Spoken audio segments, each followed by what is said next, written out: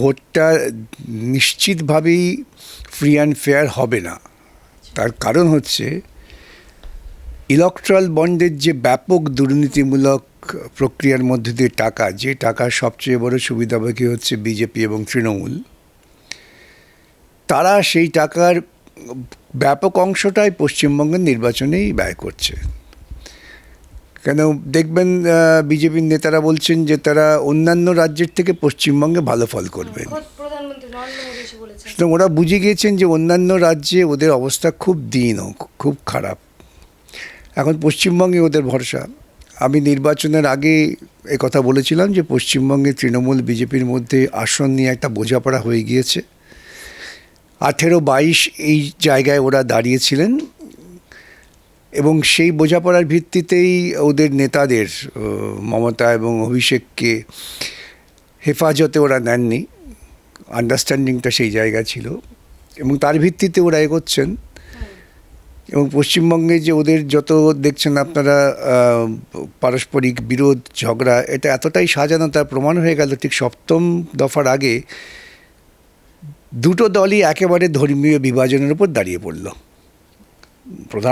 দেশের প্রধানমন্ত্রী নরেন্দ্রনাথ মোদী দুর্ভাগ্যজনকভাবে প্রথম থেকেই নির্বাচনী প্রচারে তিনি ধর্মীয় কথা বলেছেন, ধর্মীয় বিভাজন তৈরি করেছেন এবং এই ধর্মীয় বিভাজনের ফলে অন্যান্য রাজ্যে উনি খুব একটা সুবিধে করতে পারেননি, মানুষ বুঝে গিয়েছেন। এখন পশ্চিমবঙ্গে একটা সুবিধা দেখা আছে, এখানে পশ্চিমবঙ্গে শিখণ্ডী আছেন মমতা, এবং শেষ পর্যন্ত মমতাকে দিয়ে শেষ পর্যায়ে এই ধরনের নাটক করিয়ে, মানে ওই ভারত সেবাশ্রম সংঘের বা অন্যান্য ধর্মীয় আধারিত যে প্রতিষ্ঠান তাদের সম্পর্কে দু চারটি কুমন্তব্য করিয়ে দিয়ে তাদের দিয়ে একটা মিছিল করিয়ে দিলেন। সেই সমস্ত সংস্থারও আমি বোধ বুদ্ধি সম্পর্কে প্রশ্ন করি যে তারা যদি সাধু সন্ন্যাসী হবেন, তাদের হঠাৎ রাস্তায় নেমে মিছিল করতে হলো তাদের আত্মগরিমা রক্ষার জন্য।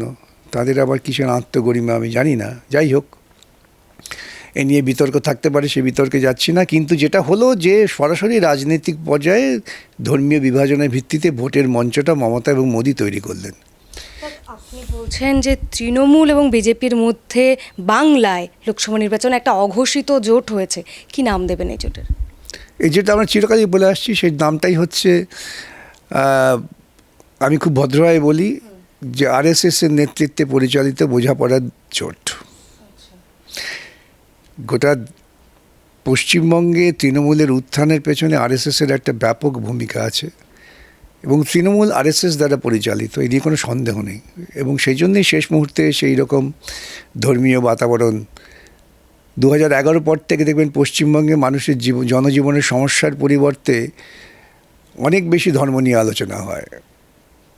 আমরা ইতিপূর্বে কখনো দেখিনি ঈদের নামাজ, যেটা একটি ধর্মীয় সম্প্রদায়ের তারা অত্যন্ত গুরুত্বপূর্ণ নামাজ মনে করেন, সেখানে মুখ্যমন্ত্রী যাচ্ছেন, গিয়ে রাজনৈতিক কথা বলছেন, ভোটের প্রচার করছেন। এটা করেই তিনি হিন্দুত্ববাদী যারা তাদের উৎসাহিত করছেন, তারা এই সুযোগ নিয়ে পাল্টা এটা করছে।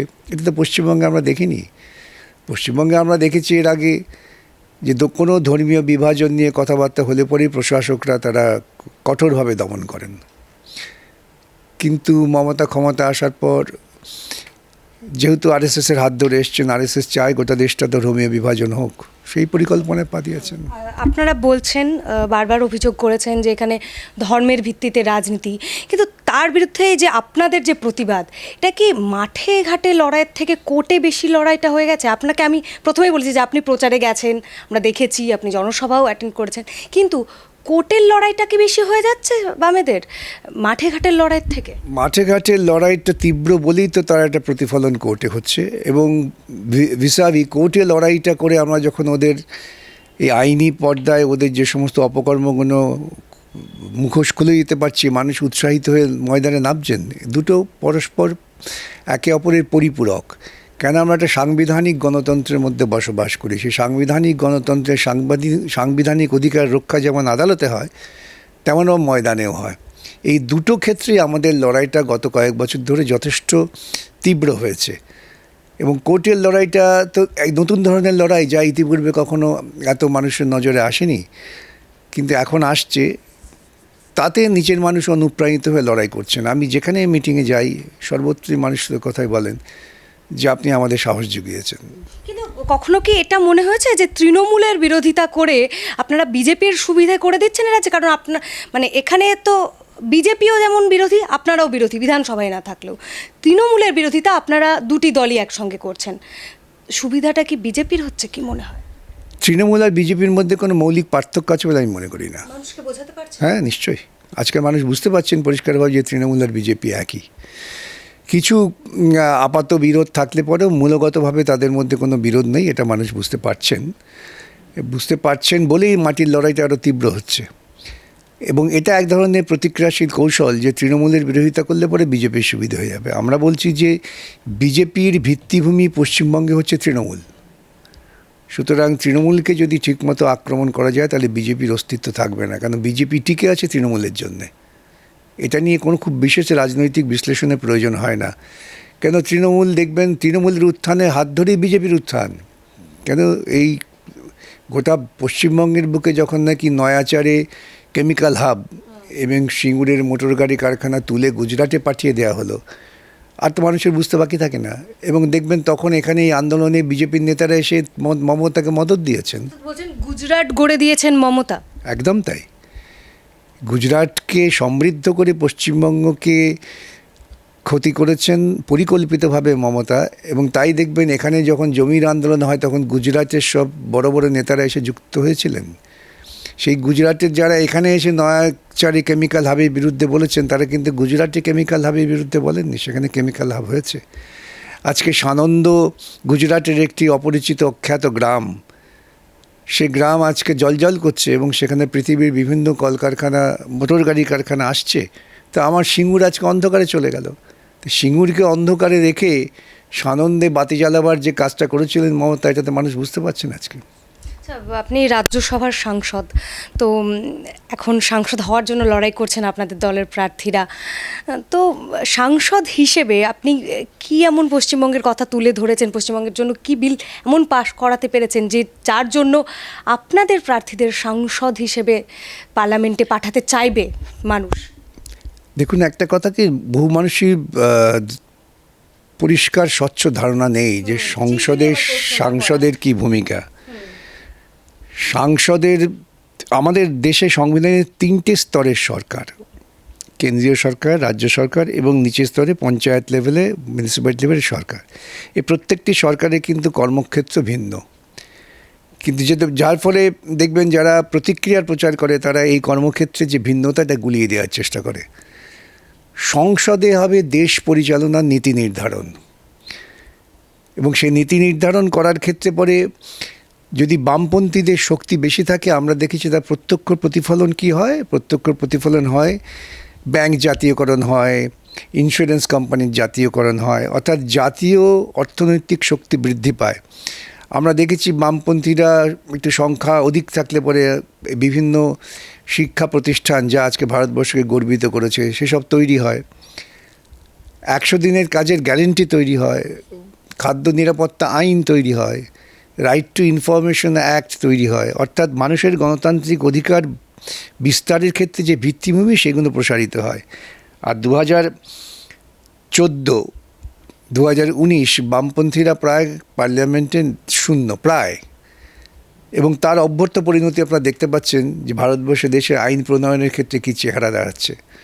এবং তাও দেখবেন যখন কৃষি বিরোধী আইন তৈরি হলো তখন সংসদে বামপন্থীদের বা মোদি বিরোধিতার যারা অংশ ছিলেন তারা যতটুকু পেরেছেন করেছেন। আসল লড়াইটা করেছে কৃষকেরা ময়দানে। 1 বছর দিল্লিকে তারা ঘেরাও করে রেখেছিলেন, যার ফলেই মোদি বাধ্য হয়েছিলেন আইন প্রত্যাহার করতে, এবং সেই প্রত্যাহারটাও অসংসদীয় পদ্ধতিতে। আমরা সেজন্যই বলি যে বামপন্থীদের সংখ্যা যত বাড়াবেন তত জনগণের যে মূল দাবি, জনগণের কণ্ঠ ওখানে প্রতিফলিত হবে, যেটা কোনো মতেই অন্য দল করতে পারে না। দেশে ধর্মনিরপেক্ষতার ক্ষেত্রে আদানি আম্বানি এদের বিরোধিতার ক্ষেত্রে বিভিন্ন রাজ্যের যে স্থানীয় দল তারা একসঙ্গে হয়ে কাজ করেছেন, কংগ্রেস ছিল। এখন এইটাই তো সবচেয়ে বড় প্রশ্ন।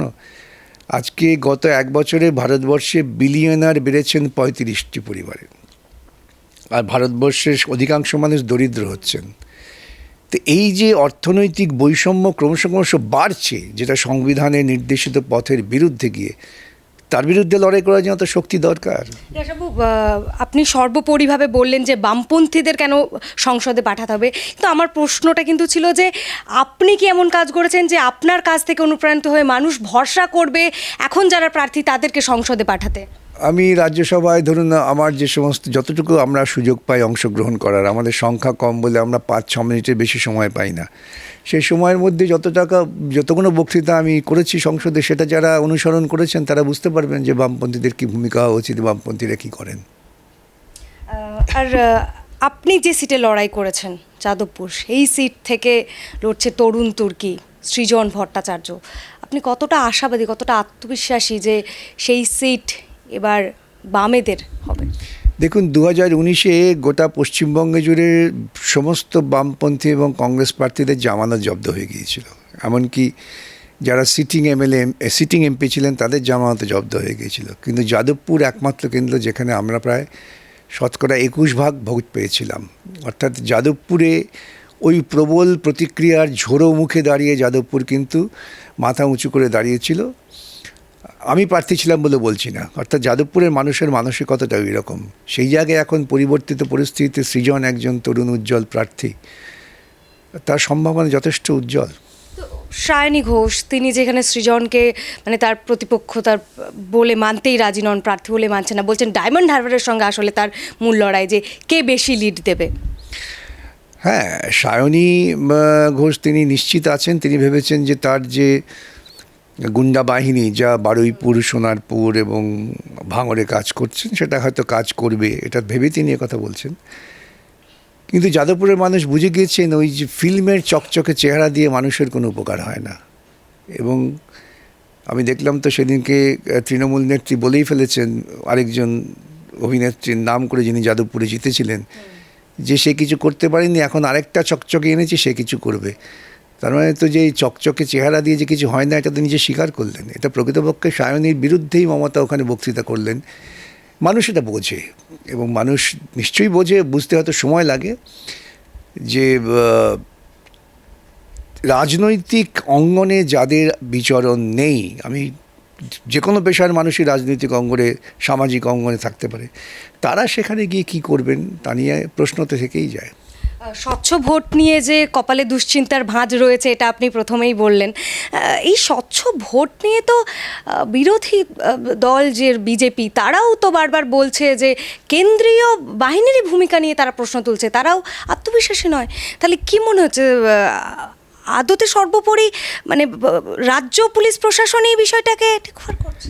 না, দেখুন, আমি একটা কথা বলি, আপনারা দেখেও থাকবেন, এই নির্বাচনের আগে আমি বলেছিলাম ওই কেন্দ্রীয় পুলিশ বাহিনী নিয়ে এলাম, এ দিয়ে নির্বাচন কখনো শান্তিপূর্ণ হয় না। কেন্দ্রীয় পুলিশ বাহিনী পুতুল হয়ে থাকবেন, তারা এলাকার কতটুকু জানেন।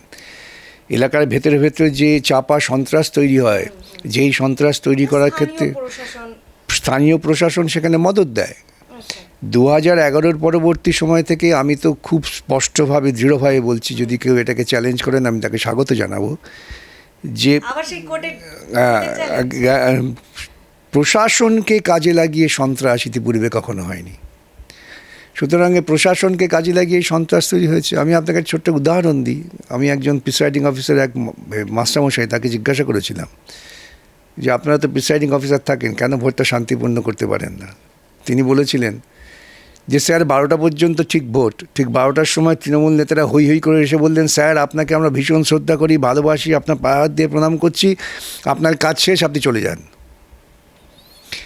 তিনি বলছেন যে আমি যখন বললাম যে আমি প্রিসাইডিং অফিসার, আমি চলে যাবো, মানে এই নিয়ে তর্ক বিতর্ক হচ্ছে, তো স্থানীয় পুলিশ আধিকারিক তিনি বুথে এসে বললেন যে আপনি অশান্তি তৈরি করছেন কেন?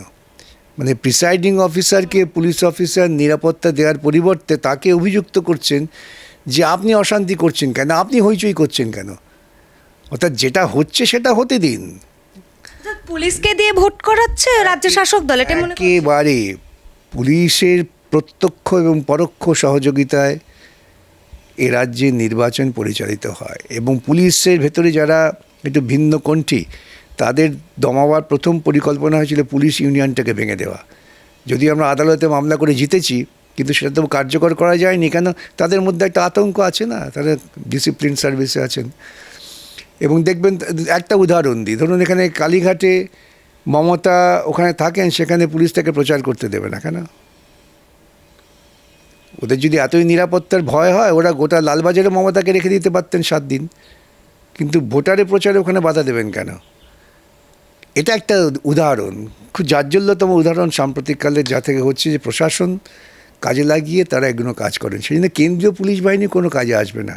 কাজে আসতো যদি নির্বাচন কমিশনে ইলেকট্রাল বন্ডের সমস্ত টাকা বাজেয়াপ্ত করতেন, কেন এটা আনকনস্টিটিউশনাল মানি। বাজেয়াপ্ত করলে পরে তৃণমূলীরা গুন্ডা নিয়োগের ক্ষেত্রে তাদের খানিকটা টাকায় টান পড়তো।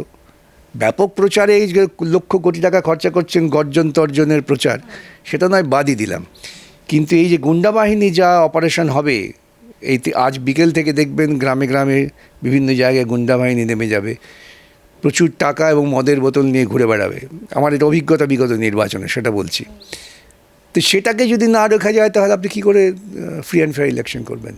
আচ্ছা, আমি প্রসঙ্গটা ইতিমধ্যেই তুলেছিলাম যে কোর্টের লড়াই, কোথাও কি কোর্টের লড়াইটা বেশি হয়ে যাচ্ছে? কথায় কথায় আমরা একটা বিষয় শুনতে পাই যে বিকাশবাবু কথায় কথায় মামলা করেন। তো কি মনে হয় আপনার, যে কোর্টের লড়াই থেকে মাঠের লড়াইটা আরও বেশি জোরদার করা প্রয়োজন বা আমাদের করতে হবে? দুটো লড়াই সমানভাবে চালিয়ে যেতে হবে। কোর্টের লড়াই রাস্তার লড়াইকে অনুপ্রেরণা যোগাবে। আর যারা বলেন বিকাশবাবু কথায় কথায় মামলা করেন, তাদের অজ্ঞতার প্রতি আমার করুণা করা ছাড়া কিছু নেই। বিকাশবাবু সওয়াল করেন, মামলা বিকাশবাবু করেন না। মামলা করেন তো যারা বঞ্চিত, তারা অসহায়, তারা অন্ততপক্ষে এখন আদালতে আসার সুযোগ পান, হয়তো আমাদের সহযোগিতা পান বলেই। কিন্তু যদি কাজটা বেআইনি না হয়, তাহলে কোর্ট হস্তক্ষেপ করবে কেন? তার মানে ওরা কাজটা বেআইনি করছে এবং করবো এটা ধরে নিয়েই তারা এগোন, এবং তার যদি বাধা হয় তাহলে খুব মুশকিল। তাহলে বিকাশবাবু খুব খারাপ, তাকে মঞ্চে দাঁড়িয়ে গালাগালি দেওয়া যায়, গালাগালি দিন, আমার তাতে কোনো আপত্তি নেই। কিন্তু পাশাপাশি এটাও তো প্রশ্ন আসে যে গালাগালি দিচ্ছেন মানে আপনার অপরাধকে আপনি কবুল করছেন। প্রধানমন্ত্রী এসে বলে গেলেন শেষমেশ যে সিপিএমকে ভোট দেবেন না। বারবার সিপিএম শূন্য শূন্য এটা শুনতে হচ্ছে আপনাদের শাসক দল, মানে রাজ্যের শাসক দল, কেন্দ্রের শাসক দলের কাছ থেকেও। এখন সিপিএমকে এত আক্রমণ কি মনে হচ্ছে? তাহলে আপনারা কি সত্যিই একটু একটু করে ফিরছেন? আমি দেখুন ইতিমধ্যে একটা পোস্ট করেছি গত 2 দিন আগে, যে যত নির্বাচনী সংগ্রামের তীব্রতা বাড়ছে, ততই দেখবেন মোদি এবং মমতা উভয়ই সিপিএমকে আক্রমণ করছে। এটা হচ্ছে আরএসএসের নির্দেশিত পথ, যে পশ্চিমবঙ্গের বুকে কোনো মতে, এখানে পশ্চিমবঙ্গে ছিল বামপন্থীদের সংগঠিত শক্তি, যে শক্তি গোটা ভারতবর্ষকে একসময় অনুপ্রেরণা দিয়েছিল। অতএব এখানে বামপন্থীদের কোনো রকমেই যেন উত্থান না হয়। অতএব আক্রমণটা এখন দেখা যাচ্ছে বামপন্থীরা এগিয়ে আসছে, তার বিরুদ্ধে শানিত করো। ওই একই পাঠশালায় পড়া তো, সেই জন্যেই যত এগোচ্ছে দেখেন সিপিএমকে আক্রমণ। এখন আক্রমণে ক্লান্ত হয়ে গিয়ে একজন চলে গেছেন ধ্যান করতে, আরেকজন হয়তো চলে যাবেন গঙ্গা স্নান করতে, আমি জানি না। কিন্তু মানুষ কনফিউজড হয়ে যাবে না মনে হয়? মমতা ব্যানার্জি বলছেন যে সিপিএম বিজেপির সেটিং রয়েছে, আবার আপনারা বলছেন যে তৃণমূল বিজেপির সেটিং রয়েছে। মানুষ কোনটা মানে? মানুষকে কনফিউজ করাটাই তো ওরা চান। প্রতিক্রিয়াশীল তো সেটা চান বলেই তো তারা বিজেপি এবং তৃণমূল নামক এই বাইনারি তৈরি করেছিলেন। ধারাবাহিকভাবে বিগত 10 বছর ধরে এই বাইনারিটা হাজির করা হয়েছে সন্ধ্যেবেলায় বিভিন্ন বিতর্কে, বিভিন্ন আলোচনায়। এখন এই বাইনারিটা ভাঙা গেছে কেন? যে আদালতের লড়াইয়ে দেখা গেছে যে এটা সমস্ত দুর্নীতির সঙ্গে যুক্ত। এখন প্রকাশ্যে কেউ তো দুর্নীতির পক্ষে কথা বলতে সাহস পাবেন না। এখন এই দুর্নীতির বিরুদ্ধে যখন লড়াই হচ্ছে, তখন দেখবেন চাগিয়ে দেবে, ওই তোমার ঠাকুরদার আমলে কী হয়েছিল, তোমার পিসি ওখানে থাকেন সেখানে কি হয়েছিল, তোমার মাসির বাড়িতে কী হয়েছিল। এই সমস্ত অযৌক্তিক অবৈজ্ঞানিক তথ্য দিয়ে মানুষের মনটাকে ভরিয়ে দেওয়ার চেষ্টা করা হয়। এটা প্রতিক্রিয়ার একটা চক্রান্ত, তার বিরুদ্ধে আমাদের লড়াইটা পরিষ্কার রাখতে হবে।